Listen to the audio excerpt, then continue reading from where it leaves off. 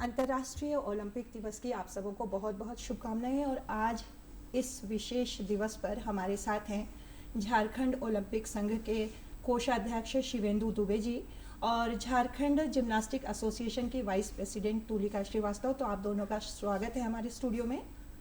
बहुत बहुत धन्यवाद। बहुत बहुत धन्यवाद। शुरुआत शिवेंदु जी आपसे ही करती हूँ कि ओलंपिक डे, ओलंपिक जब शुरू हुआ एक विज़न को लेकर, कहें तो मित्रता, प्यार, सौहार्द और एक दूसरे से मिलना, उस ओलंपिक डे की जब शुरुआत हुई तब शायद हम इतने आधुनिक नहीं थे और आज हम आधुनिक दौर में हैं।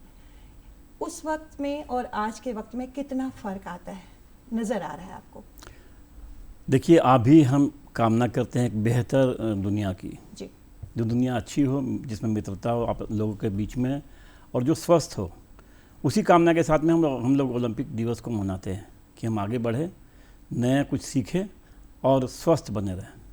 तो ये परिकल्पना ओलंपिक दिवस की। लेकिन जब ओलंपिक को हम लोग ने शुरुआत किया था तो इसको हम लोग दो हिस्सों में बांट सकते हैं। जी, जब एक एंशिएंट ओलंपिक की तरफ थे हम लोग, ट्रेडिशनल था वो, फिर बाद में मॉडर्न ओलंपिक्स की तरफ हम लोग आए। तो पहले के ओलंपिक्स में जो भी खेल होते थे वो शक्ति प्रदर्शन के खेल थे। जी, बाद में कई खेल जुड़े और अभी ये दुनिया ओलंपिक्स को देख रही है। बिल्कुल। तुलिका, आपसे ये जानना चाहते हैं कि जिस तरीके से हमने बात की कि पहले शक्ति प्रदर्शन के खेल थे, आज बहुत बदलाव आया है। ये जो ओलंपिक डे जब से शुरू हुआ, हालांकि शुरुआत तो इसकी 1894 से हुई, पियरे डी कुबर्टिन के समय से, लेकिन 1948 से इसे बाकायदा ओलंपिक डे 23 जून को हम लोग मनाते हैं। ये कितना ज़रूरी है मनाना, क्योंकि ओलंपिक कहे तो सार्वभौम है, खेलों की एक नई दुनिया है, एक नया प्लेटफॉर्म है। इसको मनाना कितना ज़रूरी नज़र आता है? मुझे लगता है कि ओलंपिक दिवस मनाना बहुत ही आवश्यक है, क्योंकि ये समाज को आगे बढ़ाता है। विश्व के स्तर पर जितने भी संस्कृति है, देश हैं, सभी को आगे बढ़ाकर चलता है और एक्टिव रूप से बहुत दूर तक ले जाता है। सबसे पहले हर एक व्यक्ति की स्वास्थ्य की आवश्यकता है। हमारे कोरोना पीरियड में तो हमें समझ में आ ही गया कि प्रत्येक व्यक्ति का स्वास्थ्य कितना महत्वपूर्ण है। जी, तो ओलंपिक दिवस हम इसलिए मनाते हैं कि प्रत्येक व्यक्ति स्वस्थ रहे, आगे बढ़े और नई संस्कृति की खोज करे। जी, बिल्कुल बिल्कुल। तो इस कारण हम कहते हैं कि इस ओलंपिक डे बहुत ज़रूरी है, ताकि सारे समाज के लोग जागरूक बने, एकजुटता के साथ आगे बढ़े। बिल्कुल बिल्कुल। और हर बार ओलंपिक डे जब हम मनाते हैं, वैसे भी तो एक मोटो होता है। इस बार भी मोटो है और मोटो वही है, विकास का उद्देश्य है। कितना फ़ायदेमंद है ये मोटो, और मोटो क्या है इस बार? इस बार हम कह रहे हैं लेट्स मूव, हम आगे बढ़ें। जी, आगे बढ़ने का मतलब यह है कि हम सभी को लेकर एक साथ आगे बढ़ें। इस बार ये भी बात है, जो ओलंपिक के जो हमारे प्रेसिडेंट हैं इंटरनेशनल ओलंपिक कमेटी के, उन्होंने कहा कि हम नए खेलों को भी साथ में लेकर के चलें। जी, तो ये एक बड़े ही ग्लोबल बैनर पे बात हो रही है कि हम सभी को एक साथ लेकर के आगे चले, और निश्चित रूप से इससे खेलों के विकास की बात होगी। बिल्कुल, सभी को लेकर चलने की बात हुई। तुलिका, आमतौर पर बहुत सारे ऐसे देश हैं दुनिया में जिनके बारे में हम नहीं जानते हैं, लेकिन जब ओलंपिक की बात होती है तो बहुत ऐसे देश एक प्लेटफॉर्म पे आते हैं।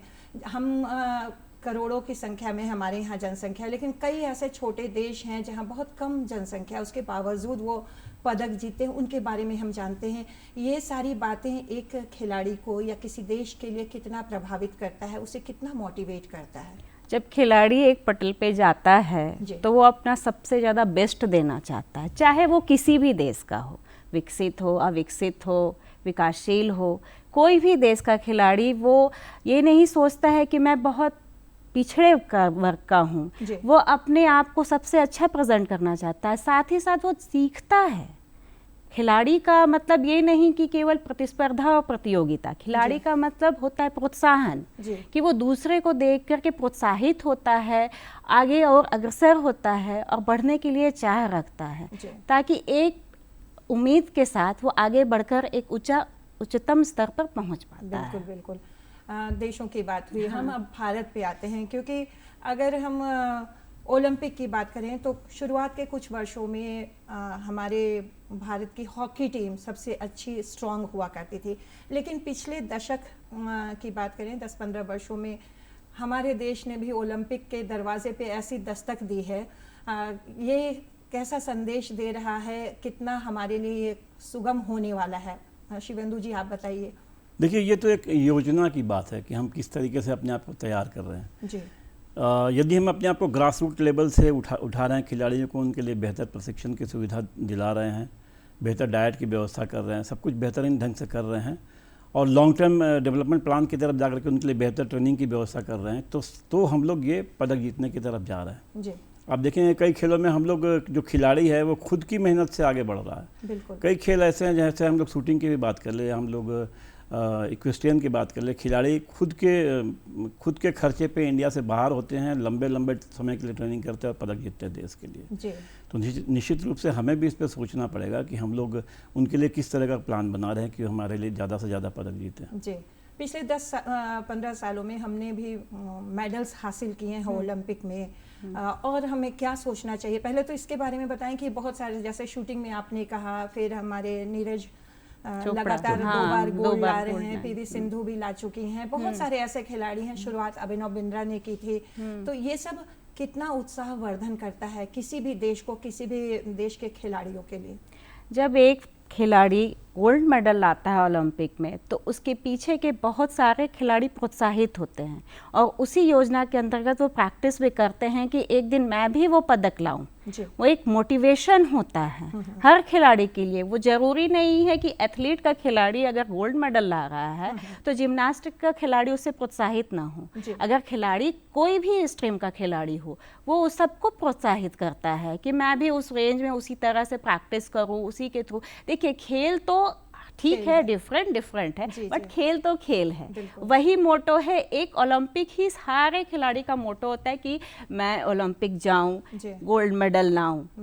कुछ उनमें ला पाते हैं, कुछ नहीं सकते हैं, लेकिन जो भी खिलाड़ी होता है उसका यही मोटो रहता है कि मैं एक गोल्ड मेडल लाऊंगा। तो सारे खिलाड़ी इसमें प्रोत्साहित होते हैं। बिल्कुल।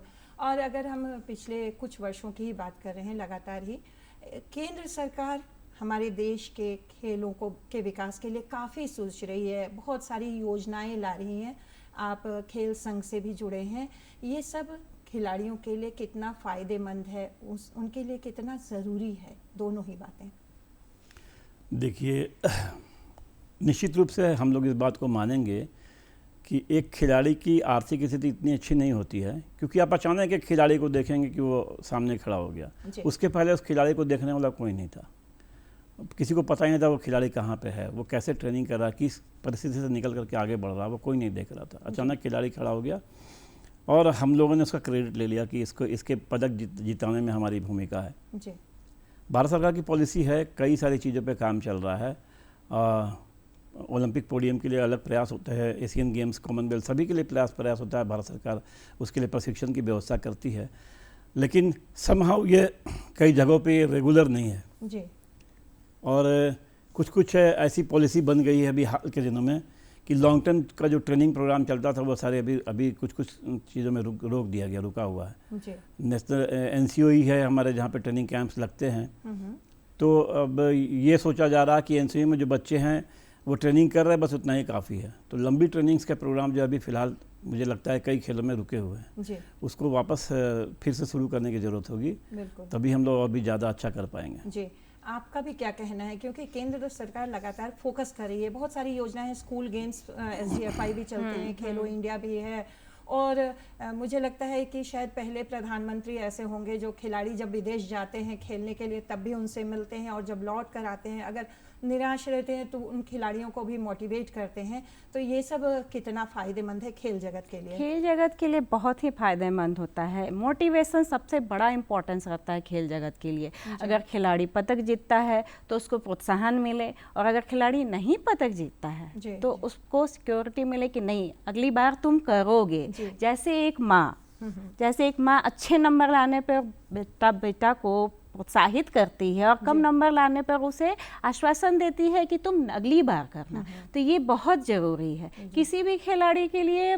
गोल्ड मेडल लाना, चाहे अच्छा प्रदर्शन करना ज़रूरी है, मगर उस समय उसके लिए बहुत ज़रूरी होता है जब वो अच्छा प्रदर्शन नहीं कर पाता, तब उसे एक बैक सपोर्ट जी। किसी भी ओर से, चाहे प्रधानमंत्री की ओर से, चाहे कोच की ओर से, चाहे पेरेंट, चाहे समाज की ओर से देना बहुत ज़रूरी है, ताकि उसी मोटिवेशन से वो आगे बढ़े कि मेरे पीछे लोग खड़े हैं, जी, बिल्कुल। ताकि मैं उनको और आगे बढ़ाऊं, मैं पढ़ूं तो वो प्रोत्साहित हो। जी। खिलाड़ी जब कहीं प्रेजेंट करता है, चाहे वो राज्य में हो, चाहे वो डिस्ट्रिक्ट में हो, चाहे वो नेशनल में हो, चाहे वो इंटरनेशनल में हो, जी। वो पहले फोकस करता है कि मेरे पीछे लोग कितने खड़े हैं, जी। मैं उन्हें कितना प्रोत्साहित कर सकूं। तो ये तो बहुत ज़रूरी है कि हमें खिलाड़ियों को प्रोत्साहित करना चाहिए और उन्हें आगे बढ़ाना चाहिए। लेकिन अगर अच्छा प्रदर्शन नहीं भी हुआ जी। तो उनके पीछे खड़े रहें। बिल्कुल, जैसे back support जैसे से। हाँ, बैक सपोर्ट, जैसे एक माँ खड़ी रहती है वैसे जी, जी। सारे समाज को खड़े रहना चाहिए। तब ना एक खिलाड़ी कि हाँ चलो मुझे करना है, मैं करूँगा, मेरे पीछे सब लोग हैं, चाहे मैं अच्छा प्रदर्शन करूं, चाहे मैं नहीं कर पाऊं। जी, जी। डर इंसान को उस समय लगता है कि जब मैं अच्छा प्रदर्शन नहीं कर पा रहा हूं तो मुझे लोग क्या बोलेंगे। जी, जी। अच्छा तो बहुत अच्छा, जी, उसमें तो बिल्कुल। कोई दिक्कत ही नहीं है। जी। लेकिन अगर एक खराब प्रदर्शन हो गया, बाय द वे जैसे किसी खिलाड़ी को इंजरी हो गया, जी, बिल्कुल। तो इंजरी हो गया तो सब लोग अगर बोल देंगे कि इंजरी हो गया, ये कैसा खेला, हाँ। तो ये चीज़ नहीं होना चाहिए। Comeback खिलाड़ी करना। को बैक सपोर्ट करना चाहिए कि मैं हूँ आपके साथ। जी, बिल्कुल बिल्कुल। एक और बात है, झारखंड ओलंपिक संघ से आप दोनों ही जुड़े हैं, अलग अलग खेलों से जुड़े हैं। झारखंड में खिलाड़ियों के लिए क्या सोचते हैं? क्योंकि हर खिलाड़ी का, जैसा तुलिका ने भी ये कहा, और खिलाड़ी का टारगेट ही यही होता है। मैं भी जितने खिलाड़ियों से बात करती हूँ वो यही कहते हैं कि मेरा लक्ष्य ओलंपिक है। हाँ। और वाकई सपना होता है हाँ, कि अगर सपना हम खेल होता है। रहे हैं तो मेरा सपना साकार हो साकार जाए, हो इससे जाए। बड़ी बात क्या है। ओलंपिक संघ क्या सोचता है, कितनी तैयारियां हैं, कितनी चुनौतियां हैं, ये सवाल मेरा दोनों से बारी बारी से रहेगा। देखिए, हम लोग इसके ऊपर बात करें, जी। झारखंड में फ़िलहाल जो सरकार की खेल नीति बनाई गई है, वो खेल नीति में हर पहलू को ध्यान में रखा गया है और उसको बड़े बेहतर तरीके से बनाया गया है, जी। जिससे खिलाड़ियों का भला हो सकता है। लेकिन उस खेल नीति को पूरी तरीके से इम्प्लीमेंट नहीं किया गया, वो धरातल पे नहीं है। खिलाड़ियों के लिए कई योजनाएं हैं, खिलाड़ियों के लिए आर्थिक सहयोग की बात है, मतलब यदि खिलाड़ी सेलेक्ट होता है जी। और वो टूर्नामेंट के लिए उसका नाम आता है तो सरकार उसके लिए ट्रेन का किराया, 3rd AC का किराया और उसका डेली अलाउंस, उसका किट और उसके ट्रेनिंग कैंप की बात करती है, 21 दिनों का ट्रेनिंग कैंप। लेकिन ये बात जो है ये धरातल पर फिलहाल दिखाई नहीं देती, पॉलिसी में है। खेल संघ के आयोजन की बात, अनुदान की बात है, जो आयोजन हम लोग करते हैं उसमें भी पॉलिसी में है, लेकिन वो भी पूरी तरह से लागू नहीं है। खेल संघों की कैटेगरी में जो बांटा गया है, वर्गीकरण किया गया, वो भी पूरी तरह से लागू नहीं है। खिलाड़ियों के लिए सबसे ज़रूरत की जो चीज़ होती है वो उनके सिक्योरिटी है, जॉब की सिक्योरिटी, कि यदि वो खेल रहे हैं तो आगे वो कैसे बढ़ेंगे। तो उनके सामने, चूँकि आप देखिएगा कि झारखंड में मैक्सिमम खेलों में सीनियर प्लेयर्स की बहुत कमी हो रही है, क्योंकि खिलाड़ी जब खेल के आगे निकल रहे हैं, हमारे जो भी डे बोर्डिंग सेंटर चल रहे हैं, आगे बढ़ने के बाद में एक सर्टन उम्र के बाद में उसके पास कुछ दिखाई नहीं देता है, तो जॉब सिक्योरिटी भी नहीं है। यदि जॉब की सिक्योरिटी नहीं होगी, प्रॉपर एम्प्लॉयमेंट पॉलिसी जो सरकार की वो लागू हो जाए और चलने लग जाए, जिस पे बात चल रही है, क्योंकि अभी 11-12 तारीख को पिछले दिनों बैठक हुई सरकार की, सभी खेल संघ उसमें बैठे, रोड मैप पे चर्चा हुई। तो उसको यदि हम लोग मूर्त रूप पे ले आते हैं तो सरकार की योजनाएं बहुत अच्छी है, जिनसे खिलाड़ियों को फ़ायदा होगा, उनको उनकी आर्थिक मदद होगी, इनके ट्रेनिंग की सुविधाएं मिल पाएगी, इंफ्रास्ट्रक्चर डेवलपमेंट की हम लोग बात कर रहे हैं, उनकी नौकरी के रास्ते खुलेंगे, तो झारखंड एक नए युग की तरफ जा सकता है। जी। एक सवाल बीच में, मैं बाद में आपके पास आऊंगी तुलिका, एक सवाल और, कि एक आध खिलाड़ियों से मेरी मुलाकात हुई थी तो उन्होंने कहा था कि कई बार सरकार जब सम्मान राशि देती है, उन्हें जब सम्मानित करती है, तो उनके पास पदकों की संख्या बहुत होती है और शायद एक आध ही पदक की राशि मिलती है। तो इसके लिए भी क्या संघ कुछ प्रयास कर रहा है क्या? ये जो सरकार की पॉलिसी है जी। उसको गलत तरीके से इंटरप्रेट किया गया है, मुझे लगता है। जी।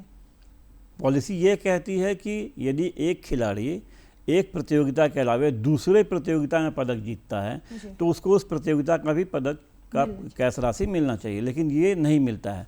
पूरे साल में खिलाड़ी के बेहतरीन पदक पे उसको कैश अवार्ड दिया जाता है, जबकि यदि खिलाड़ी ने मान लीजिए फेडरेशन कप खेला, उसमें उसका पदक है, तो उसमें से यदि उसके 2-3 पदक है, जैसे जिम्नास्टिक में ऐसा हो सकता है कि खिलाड़ी ज़्यादा पदक जीत जाए, और दूसरे नेशनल में खेला, वो उसका भी पदक है, तो दोनों के ही उसको कैश अवार्ड मिलना चाहिए। जी। ये फिलहाल थोड़ी सी संशय की स्थिति है जिसके कारण कैश अवार्ड नहीं मिलता है। तुलिका, आप इस जिम्नास्टिक एसोसिएशन से जुड़ी हैं। जिम्नास्टिक खेल टफ खेल है, भारत अभी काफ़ी पीछे है उसमें ओलंपिक के मुकाबले में, लेकिन आपका एसोसिएशन भी क्या सोचता है यहाँ के खिलाड़ियों की स्थिति के लिए?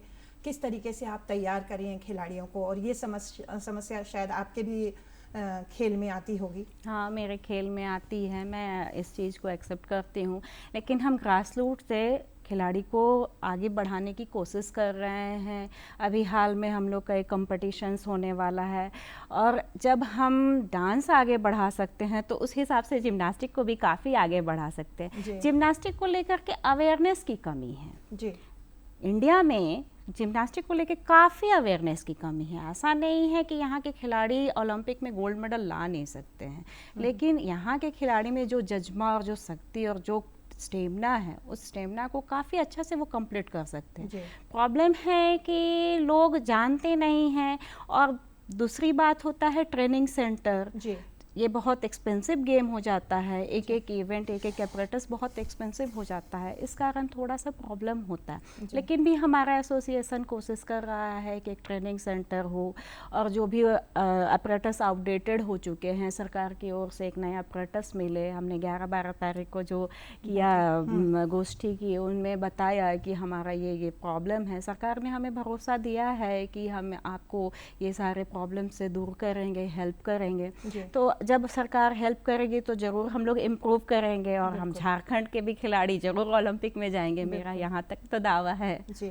आधारभूत संरचना की बात हुई शिवेंदु जी, कुछ स्टेडियम्स बने हैं, कुछ खिलाड़ियों को मिल रहे हैं, कुछ नहीं मिल रहे हैं। आपको भी अगर कुछ आयोजन कराना पड़ता है तो पैसे खर्च करके आप लोग भी आयोजन कराते हैं। ये कितना चुनौतीपूर्ण है, क्योंकि खेल की दुनिया है झारखंड, और यहाँ हर खेल के खिलाड़ी इतने आगे बढ़े हैं। हम हॉकी की बात करें, तीरंदाजी की बात करें, हर खेल में हमारे खिलाड़ी काफ़ी आगे जा रहे हैं। तो आधारभूत संरचना कैसे स्ट्रांग हो, क्योंकि आधार नहीं हो तो खिलाड़ी कैसे तैयार होंगे? ये सबसे बड़ी चुनौती है जी। क्योंकि यदि हम जैसे आपने कहा आयोजन के बारे में, यदि हम आयोजन की बात करते हैं तो सभी की नज़रें मेगा स्पोर्ट्स कॉम्प्लेक्स की तरफ जाती है। जी। मेगा स्पोर्ट्स कॉम्प्लेक्स में यदि हम किसी चीज़ के लिए जाते हैं, बढ़ते हैं कि हमें नेशनल चैंपियनशिप कराना है, तो उसके लिए बुकिंग चार्जेज हैं, वो आपको पेमेंट करना पड़ेगा, तभी आप वो ले सकते हैं। तो एक अर्थ की जो बात है वो बड़ा ही चुनौतीपूर्ण होता है। बाकी रांची के अलावा यदि हम दूसरे ज़िले की तरफ जाएं तो बहुत कम ज़िले ऐसे दिखेंगे आपको जहाँ पे कि पूरी तरह से इंफ्रास्ट्रक्चर है। हम वहाँ पे प्रॉपर ट्रेनिंग या टूर्नामेंट्स की व्यवस्था नहीं कर सकते हैं। इसके लिए अभी जो बैठक हुई, जो मंथन उसमें हुआ है, उसमें इस पे भी चर्चा हुई है कि जो इंफ्रा है उसको बढ़ाया जाए, और ऐसा बहुत बड़ा स्टेडियम बनाने की बजाय हम एक ऐसा हॉल बनाया जहाँ पे मल्टीपर्पज़ इवेंट्स को शामिल कराया जा सके, वहाँ पे अलग अलग इवेंट वहाँ पे आए, और जिन गेम्स के इंफ्रा हमारे पास में हैं उनके इतर हमें प्रयास करना चाहिए कि जो गेम्स ज़्यादा मेडल देते हैं, जैसे हम लोग बात कर ले लॉन बॉल्स की, हम लोग बात कर ले जिम्नास्टिक्स की, स्विमिंग की, वुशु की, ऐसे जो भी गेम्स हैं जिनसे हमें ज़्यादा पदक मिल सकते हैं उसकी तरफ हम जाएं। उसके लिए ट्रेनिंग इंफ्रा की व्यवस्था ज़रूर करें, ताकि हम ओलंपिक्स की बात तो हम अभी थोड़ा सा दूर है मंजिल, हम बात जरूर करते हैं, लेकिन हम सबसे पहले नेशनल गेम्स की तरफ जाएं, उसमें पदक तालिका में अपने स्थान को बनाएं, ताकि भारत में हमारे झारखंड का स्थान ज़्यादा ऊंचा हो सके। बिल्कुल। इंफ्रास्ट्रक्चर इन्होंने भी कहा कि बहुत ज़रूरी है, और आपका खेल तो काफ़ी एक्सपेंसिव है, उसके लिए किस तरीके से तैयारी करनी होगी, आप क्या सोचती हैं? क्योंकि सरकार का सहयोग मिलना जरूरी है, आपकी तरफ से भी क्या एफर्ट्स हो रहे हैं? मेरा सोचना है कि सरकार को सबसे पहले एक ट्रेनिंग सेंटर खोलना चाहिए, जस्ट लाइक एक हॉल भी अरेंज हो जाए, क्योंकि जिम्नास्टिक में बहुत वेरिएंट है। केवल आर्टिस्टिक जिम्नास्टिक को लोग सोचते हैं कि बीम है, बार है, एनिमल बार है, फ्लोर है, लेकिन ऐसा नहीं है। जिम्नास्टिक में 8 वेरिएंट हो जाता है, एरोबिक होता है, एक्रोबेटिक होता है, रिदमिक होता है, ट्रम्पोलिन होता है। तो अगर हमारे पास अगर उपकरण की कमी है तो हम उस वेरिएंट में जाकर करके उस चीज़ को उस वैरायटी में जाके प्रैक्टिस करके अच्छा मेडल ला सकते हैं। तो उसकी तरह मैं सोचती हूँ सरकार अगर हॉल भी अरेंज अगर अच्छी तरह से एक डिस्ट्रिक्ट लेवल पे करा दे, हर एक डिस्ट्रिक्ट में एक एक हॉल हो जाए तो रिदमिक प्रैक्टिस आराम से किया जा सकता है। तो वो तो जस्ट रिबन होता है, बॉल होता है और रिंग होता है, तो इस रिंग और रिबन में तो आराम से प्रैक्टिस किया जा सकता है। मेरा मानना है कि सरकार हमें हेल्प करेगी और एटलीस्ट हम लोग एरोबिक और रिदमिक जिम्नास्टिक तो आगे बढ़ा ही लेंगे। अब थोड़ी बातें फिर से वापस ओलंपिक पे बात करते हैं हम कि जब भी ओलंपिक आयोजित होता है कुछ नए खेल शामिल होते हैं। आने वाले ओलंपिक में भी कुछ नए खेल शामिल हो रहे हैं, इससे कितना फ़ायदा मिलता है? शिवेंदु जी, आपसे भी और आपसे भी। देखिए, जब नए खेल आते हैं तो निश्चित रूप से उस खेल को प्रमोशन मिलता है अलग अलग कंट्रीज़ में जहाँ पे उसकी वैल्यू है। जैसे कि बीजिंग ओलंपिक्स के पहले वुशु डेमोन्स्ट्रेशन गेम के रूप में शामिल हुआ। अभी इसका परिणाम ये हुआ कि वुशु पूरी दुनिया में बढ़ा और अभी डकार यूथ ओलंपिक्स में वुशु फिर से शामिल हो रहा, गेम्स में मेडल इवेंट में आ रहा। तो ये फ़ायदा तो निश्चित रूप से मिलता है क्योंकि उस पर्टिकुलर गेम का प्रमोशन होता है। जी बिल्कुल, आप भी बताएं। मेरा भी मानना है कि अगर आप नए गेम को इंट्रोड्यूस करते हैं तो वो प्रोत्साहित होते हैं और पूरे दुनिया में ही फैलते हैं। तो नए नए गेम को इंट्रोड्यूस करना ज़्यादा ज़रूरी है। हम एक दायरा नहीं बना लें कि हम 43 गेम हैं तो इसी को करेंगे, बल्कि नए नए गेम को इंट्रोड्यूस करने से सारे विश्व में वो गेम्स में बढ़ोतरी होगी तो ज़्यादा अच्छा होगा। खेल को बढ़ावा देने के लिए खेल संघों को क्या क्या चुनौतियां झेलनी पड़ती हैं? बहुत चुनौतियां हैं आप लोगों के पास, मुझे पता है कि बहुत मुश्किलें, फंड इकट्ठा करना, कई बार ऐसा सुनने को मिलता है लास्ट मोमेंट पे किट मिल रहे हैं, स्टेशन पे बच्चों को सुविधाएं दी जा रही हैं। क्या चुनौतियां आप लोग झेलते हैं? देखिए, सबसे बड़ी बात है बेसिक इंफ्रा हमारे पास नहीं है, अवेलेबल नहीं है, जिसके कारण हम पूरे राज्य में सही तरीके से ट्रेनिंग नहीं करा सकते हैं। जो पदक हमारे आते हैं वुशु खेल में हमारे पास बहुत सारे पदक हैं, या कई दूसरे खेलों की ही बात कर ले तो जो इंफ्रा है हमारे पास नहीं है। ये सबसे बड़ी चुनौती तो इंफ्रा की है। फिर दूसरी हम जाएंगे इक्विपमेंट्स की बात करते हैं। इक्विपमेंट्स भी चुनौतीपूर्ण है क्योंकि जिम्नास्टिक में बैठी हैं, यहाँ पे जिम्नास्टिक के इक्विपमेंट्स काफ़ी महंगे हैं। कई खेल हैं जिनके इक्विपमेंट्स काफ़ी महंगे हैं जो खिलाड़ी अपने पास तो नहीं ला सकता है, खरीदने के लिए उसके लिए पॉसिबिलिटी नहीं है। अर्थ कहाँ है, उसके पास पैसे नहीं है। संघ के पास भी इसकी आर्थिक स्थिति नहीं है। संघ तो किसी तरीके से भी खेल चला रहा। संघ के जो लोग जुड़े होते हैं उनका अपना एक जुनून होता है, उसी जुनून के सहारे ये खेल चलते रहते हैं। लेकिन हमारे पास में इंफ्रा नहीं है, उपकरण नहीं है, फिर हमारे पास में प्रॉपर कोचेज भी नहीं, क्योंकि कोच हम देखेंगे आपके पास में यदि जो सरकार के डे बोर्डिंग सेंटर हैं या जो भी सेंटर चला रहे हैं वहाँ भी हम लोग कोच की बात करेंगे तो कोच हमेशा अपग्रेड नहीं हो रहा। आपके पास अच्छे कोचेज नहीं हैं। कोच के लिए आपको अपग्रेडेशन प्रोग्राम चाहिए, वो भी बहुत मुश्किल से हो पाता है। अभी चाइना में हमारा एक कोचिंग प्रोग्राम चल रहा था लेकिन हमारे कोच जा नहीं पाए वहाँ पे। प्रॉब्लम वही है, समस्या वही है। तो हर लेवल पे हम लोग समस्या झेलते हैं। फिर खिलाड़ी के लिए मान लीजिए हमने स्टेट चैम्पियनशिप कराया, हमने टीम तैयार कर ली, फिर उस टीम के ट्रेनिंग के लिए भी हमें सोचना पड़ता है कि हम कैसे ट्रेनिंग कराएं उसकी, क्योंकि रेसिडेंशियल ट्रेनिंग की ज़रूरत है। यदि हम उसको लंबे समय तक रखेंगे तो हमारे ऊपर खुद के ऊपर काफ़ी बर्डन बढ़ेगा। तो ये एक समस्या है।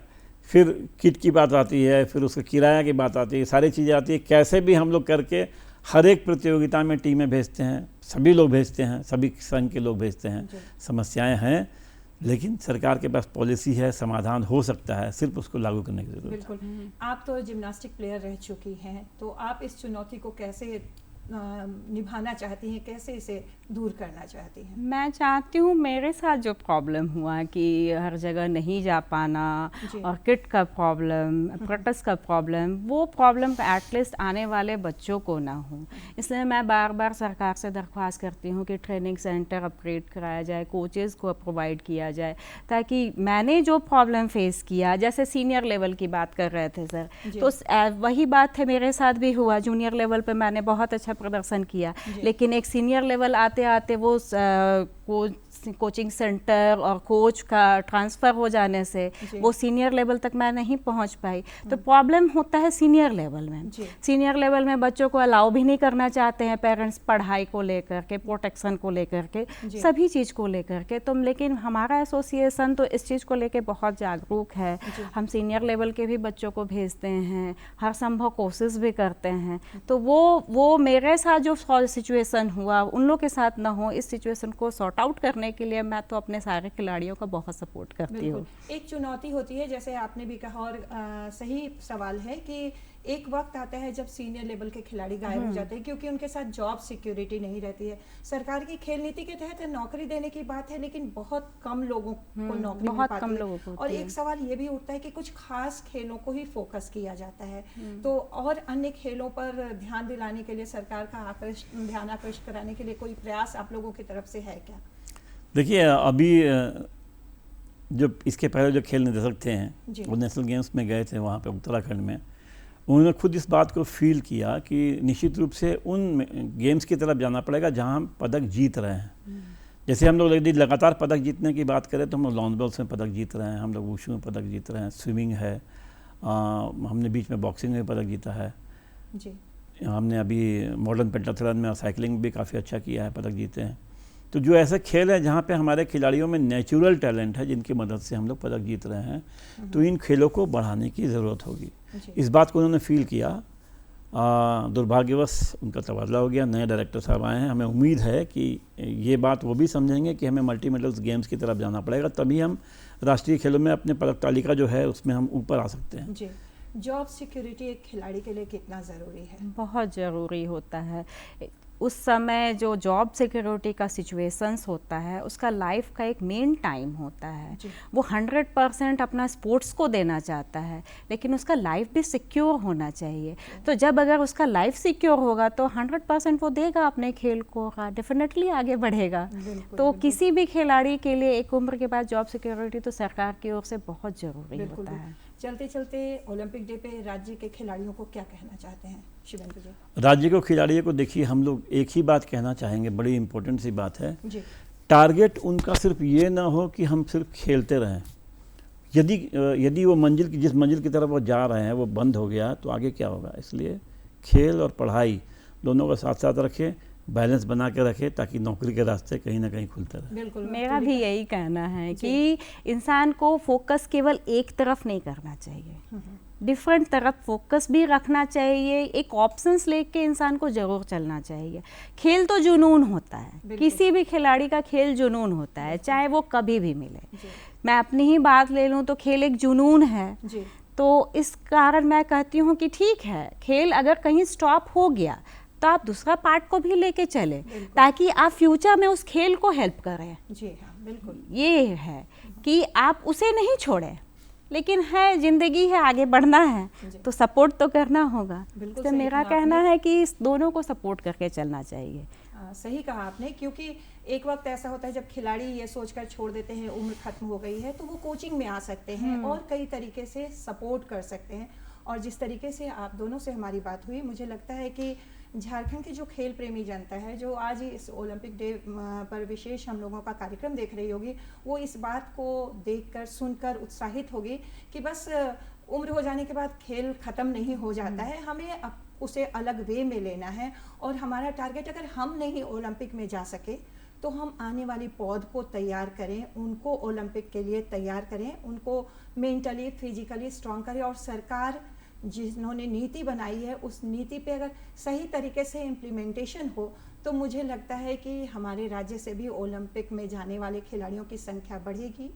और शिवेंदु जी और तुलिका, आपने बहुमूल्य समय दिया, और एक बार फिर से आप लोगों को ओलंपिक डे की भी बधाई और हमारे दर्शकों को भी धन्यवाद। जी धन्यवाद।